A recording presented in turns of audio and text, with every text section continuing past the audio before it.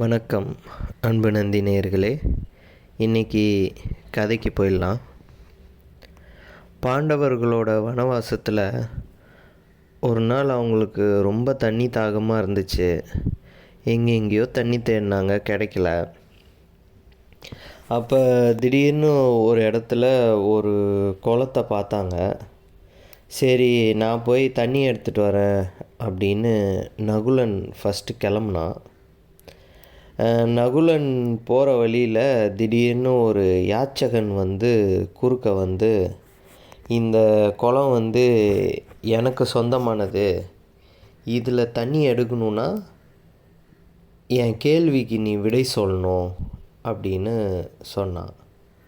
உன் கேள்விக்கு விடை சொல்கிற அளவுக்கு எங்களுக்கு நேரம் இல்லை, தாகமும் ரொம்ப இருக்குது, நான் தண்ணியை குடிக்கிறேன் அப்படின்னு சொல்லி யாச்சகனோட அறிவுறுத்தலை மீறி நகுலன் தண்ணி குடித்தான். தண்ணி குடித்த கொஞ்ச நேரத்திலே நகுலன் இறந்துட்டான். இப்போ நகுலனை தேடி வரிசையாக ஒவ்வொருத்தரும் வந்தாங்க.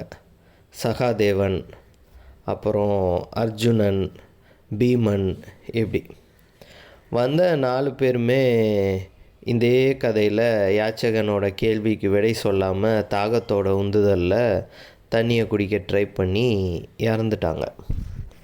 இப்போ என்னடா போன தம்பிங்களை காணமேன்னு சொல்லிட்டு தர்மபுத்திரன் வராரு. வரும்போது அவருக்கு முன்னாடியும் யாச்சகன் தோன்றான். அப்போது இந்த மாதிரி நான் கேட்குறேன்னு சொன்ன கேள்விக்கு இவங்க யாரும் விட சொல்ல தயாராக இல்லை, அதனால் உன் தம்பிங்கெல்லாம் இறந்துட்டாங்க அப்படின்னு சொன்னாப்புல. தர்மபுத்திரன் அதிர்ச்சியாகி தம்பிங்களை பார்த்துட்டு, சரி உங்கள் கேள்வி என்னன்னு சொல்லுங்கள் அப்படின்னு சொன்னாப்புல. யாச்சகனும் கேள்வி கேட்டார். கேள்வி கேட்டதுக்கு எல்லா கேள்விக்கும் யாச்சகன் திருப்திப்படுற மாதிரி தர்மபுத்திரன் பதில் சொல்லிட்டார். சரி, உன் பதிலில் நான் திருப்தி அடைஞ்சிட்டேன். இப்போ உன் தம்பியில் யாரோ ஒருத்தரை நான் திருப்பி இலை வைக்கிறேன், யாருன்னு சொல்லு அப்படின்னு கேட்டாப்புல யாச்சகன். அதுக்கு தர்மபுத்திரன் யோசிக்காமல்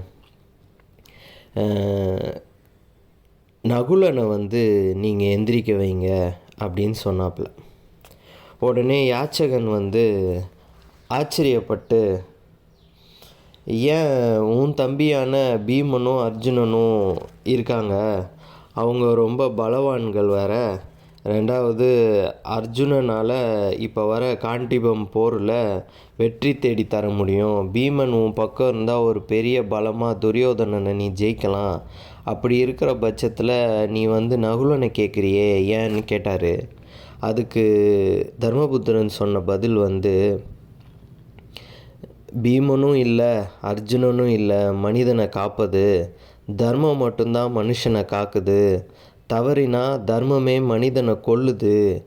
என்னோட தந்தைக்கு குந்தி, மாத்ரி அப்படின்னு 2 மனைவிகள். குந்தியோட மைந்தனா நான் ஒருத்தன் இப்போ உயிரோடு இருக்கேன்.